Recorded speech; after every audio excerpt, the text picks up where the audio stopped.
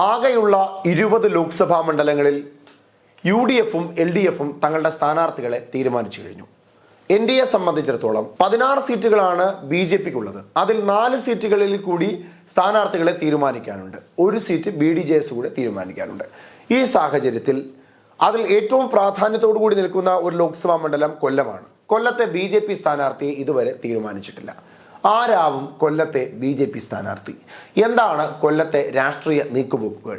ആർക്ക് അനുകൂലമായ നിലപാടാണ് കൊല്ലത്തെ ജനത സ്വീകരിക്കുവാൻ പോകുന്നത്? കൊല്ലത്തെ LDFിന്റെ സ്ഥാനാർത്ഥിയായി നിൽക്കുന്നത് സിനിമാ നടനും കൊല്ലം ലോക്സഭാ മണ്ഡലത്തിനുള്ളിലെ MLAയുമായ M മുകേഷാണ്.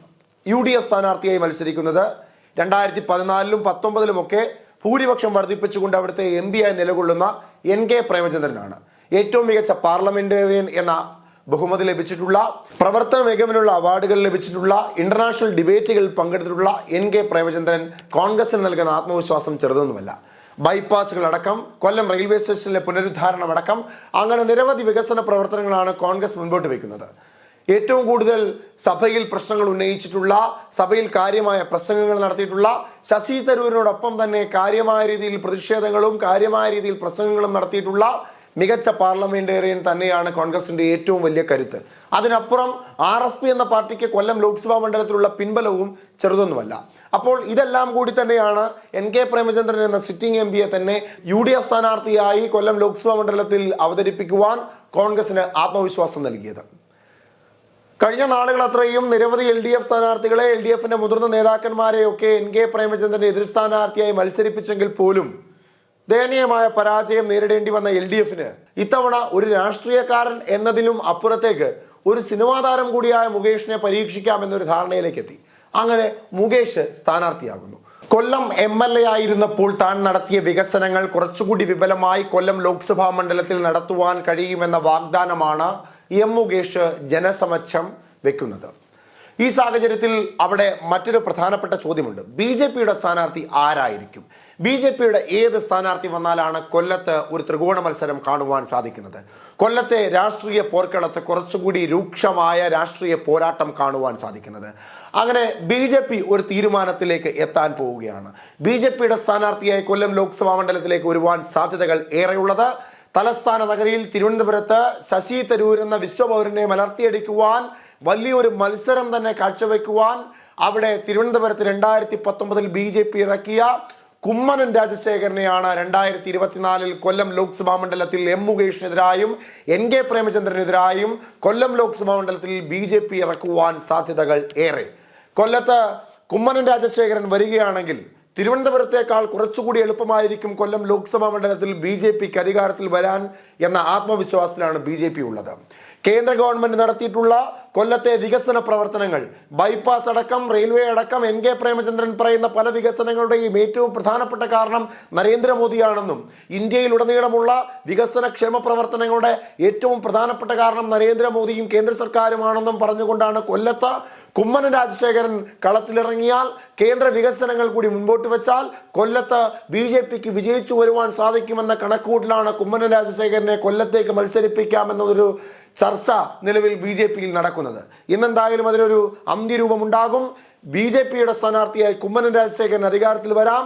ഇനി കുമ്മനം രാജശേഖരൻ അധികാരത്തിൽ വരികയാണെങ്കിൽ വിജയ സാധ്യത വളരെ ഏറെയാണെന്ന് പറയുവാൻ കാരണം തിരുവനന്തപുരം ലോക്സഭാ മണ്ഡലത്തിൽ വിശ്വപൗരൻ എന്ന കോൺഗ്രസിന്റെ ഏറ്റവും പ്രധാനപ്പെട്ട മുഖമായ മല്ലികാർജ്ജുന ഖാർഗെക്കെതിരായ AICC അധ്യക്ഷനായി മത്സരിച്ച കോൺഗ്രസിന്റെ ദേശീയതല നേതാവായ ഇന്ത്യയുടെ ഏറ്റവും പ്രധാനപ്പെട്ട മുഖമായി നിൽക്കുന്ന ശശി തരൂരിനെ വരെ വെള്ളം കുടിപ്പിക്കുവാൻ സാധിച്ചിട്ടുള്ള കുമ്മനം രാജശേഖരൻ അന്ന് അവിടെ മത്സരിക്കുമ്പോൾ 7 നിയോജക മണ്ഡലങ്ങൾ അടങ്ങുന്ന തിരുവനന്തപുരം ലോക്സഭാ മണ്ഡലത്തിൽ കഴക്കൂട്ടത്ത് 2ാം സ്ഥാനത്തുണ്ടായിരുന്നത് BJP ആയിരുന്നു, വട്ടിയൂർക്കാവിൽ 2ാം സ്ഥാനത്തുണ്ടായിരുന്ന BJP ആയിരുന്നു, തിരുവനന്തപുരത്ത് 2ാം സ്ഥാനത്തുണ്ടായിരുന്ന BJP ആയിരുന്നു, നേമത്ത് ശശി തരൂരിനേക്കാൾ മികച്ച ഭൂരിപക്ഷത്തോടു കൂടി നേമം നിയോജക മണ്ഡലത്തിൽ മുൻപന്തിയിൽ നിന്നത് കുമ്മനം രാജശേഖരനായിരുന്നു.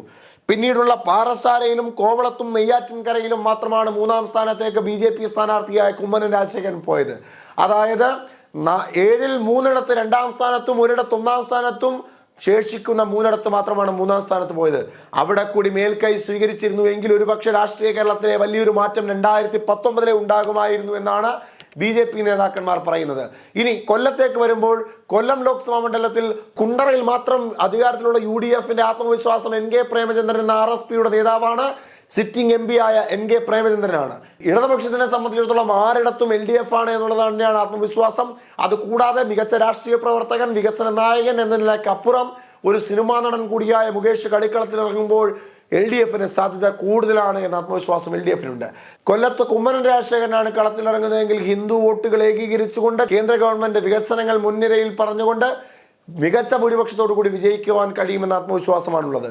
2019 RSP നേതാവായ NK പ്രേമചന്ദ്രൻ 4,99,667 വോട്ടുകൾ നേടി. അതായത് 51.61% വോട്ട്, 5.15% വോട്ടിന്റെ വർധനവ് NK പ്രേമചന്ദ്രന് 2014 കൂടുതൽ 2019 അവിടെ KN ബാലഗോപാൽ എന്ന നിലവിലത്തെ ധനകാര്യ വകുപ്പ് മന്ത്രിയായ KN ബാലഗോപാലനായിരുന്നു അന്ന് ഇടതുപക്ഷ സ്ഥാനാർത്ഥിയായ NK പ്രേമചന്ദ്രനെതിരായി മത്സരിച്ചത്.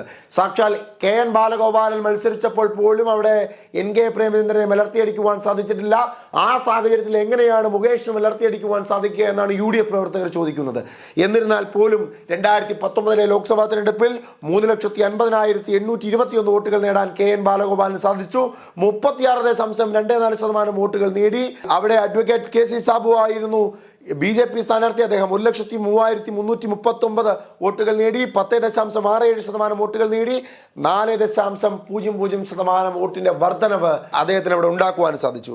അതായത് 1,00,000-ന് മുകളിൽ വോട്ടുകൾ BJP നേടിയ കൊല്ലത്തേക്ക് കുമ്മനം രാജശേഖരൻ കൂടി വരുമ്പോൾ അദ്ദേഹത്തിന്റെ വ്യക്തിപ്രഭയിൽ കേന്ദ്രത്തിന്റെ വികസനങ്ങൾ മുൻപോട്ട് വെച്ചതുകൊണ്ട് UDF-ന്റെയും LDF-ന്റെയും വോട്ടുകൾ ശേഖരിച്ചുകൊണ്ട് മികച്ച ഭൂരിപക്ഷം നേടി A+ മണ്ഡലമാക്കി മാറ്റുവാൻ കൊല്ലത്തിന് സാധിക്കുമെന്ന ആത്മവിശ്വാസത്തിലാണ് BJP നേതാക്കന്മാരുള്ളത്. എന്തായാലും ത്രികോണ മത്സരത്തിന് സാധ്യത ഏറെയാണ്. കുമ്മനം രാജശേഖരൻ കൂടിയാണ് BJPയുടെ സ്ഥാനാർത്ഥിയായി വരുന്നതെങ്കിൽ എന്ന് നിസ്സംശയം പറയുവാൻ സാധിക്കും.